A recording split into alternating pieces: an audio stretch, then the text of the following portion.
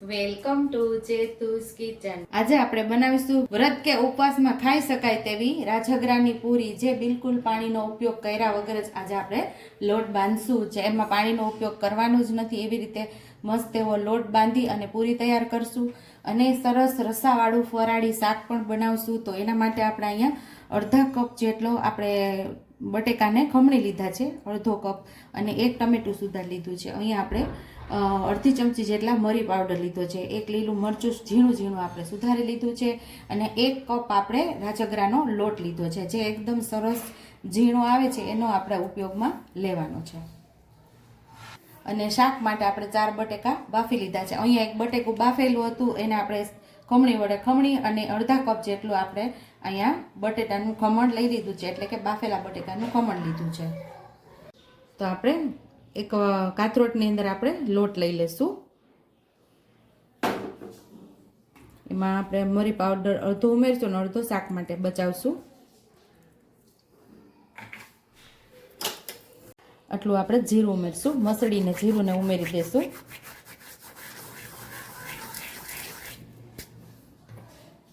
થોડા લીલા મરચાં ઉમેરશું, સ્વાદ મુજબ આપણે મીઠું ઉમેરશું। અહીંયા આપણે બાફેલા બટેકાનું ખમણ લીધું છે, ઉમેરી દેશું। 1 ચમચી જેટલું આપણે તેલનું મોણ લઈશું।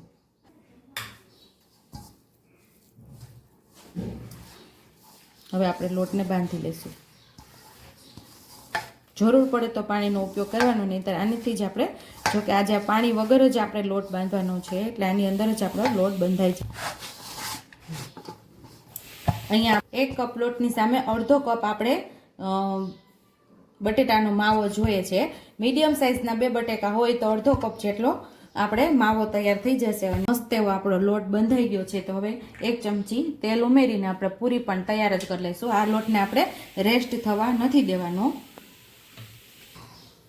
અહીંયા આપણે તેલ ગરમ થવા રાખી દીધું છે, અને સાઈડ ઉપર હવે આપણે બટેકા છોલી અને સુધારી લેશું। બટેકાને આપણે છોલી લઈશું, બટેકાને આપણે સુધારી લેવાના છે।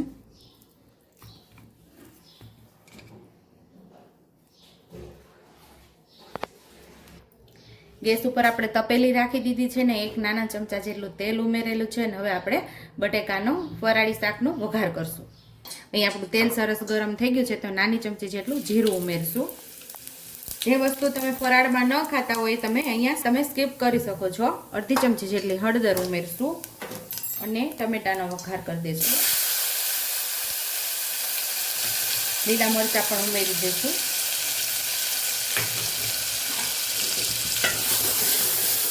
ટમેટાને સરસ આપણે સાતળી લેવાના છે।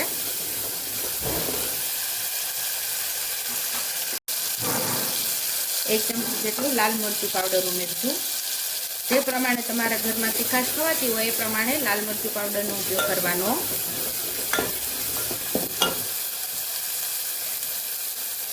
સ્વાદ મુજબ આપણે મીઠું ઉમેરી દઈશું, મરી પાવડર ઉમેરી દઈશું, લીલા ધાણા ઉમેરી દઈશું,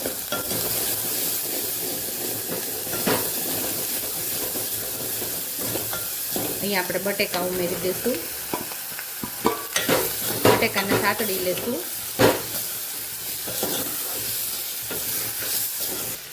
અહીંયા 1 ચમચી ધાણા જીરું પાવડર, આ એકદમ ફ્રેશ જ છે, એમાં કાંઈ વાંધો ન આવે ફરાળમાં ખાવાની।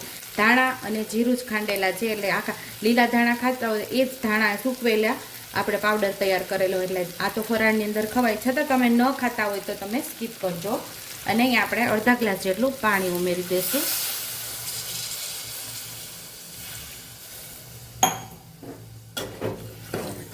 હવે શાકને આપણે ઉકળવા દેશું। શાક ઉકળી જાય ત્યાં સાઈડ ઉપર આપણે પૂરી પણ તૈયાર કરી લેશું।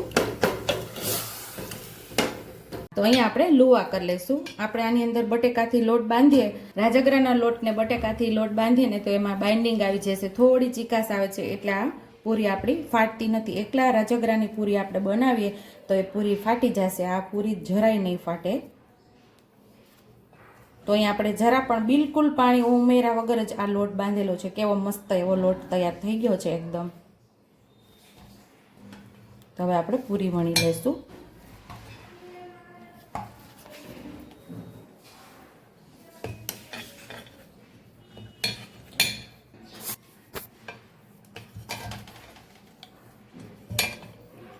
જો બિલકુલ પૂરી ચોટતી નથી, આપણે ઉપાડીને વણીએ છીએ.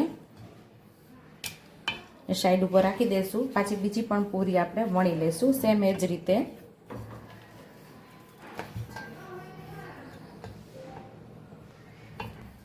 સેમ એ જ રીતે બીજી પૂરી પણ આપણે વણી લઈશું. આવી જ રીતે બધી પૂરી વણી અને આપણે સરસ તળી લેવાની છે. તો હવે આ પૂરીને આપણે તળી લઈશું.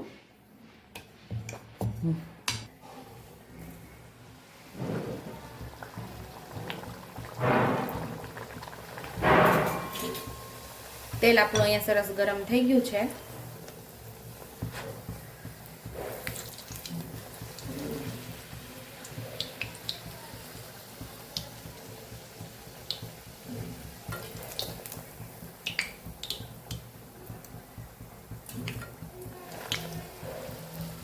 આપણી પૂરીનો સેજ જેવો ગોલ્ડન કલર આવે એટલે એને બહાર લઈ લેશું.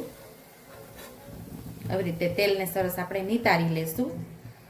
બિલકુલ તેલ નહીં રહે એવી મસ્ત એવી પૂરી તૈયાર થશે. સેમ એ જ રીતે બીજી પૂરીને પણ આપણે તળી લેવાની છે.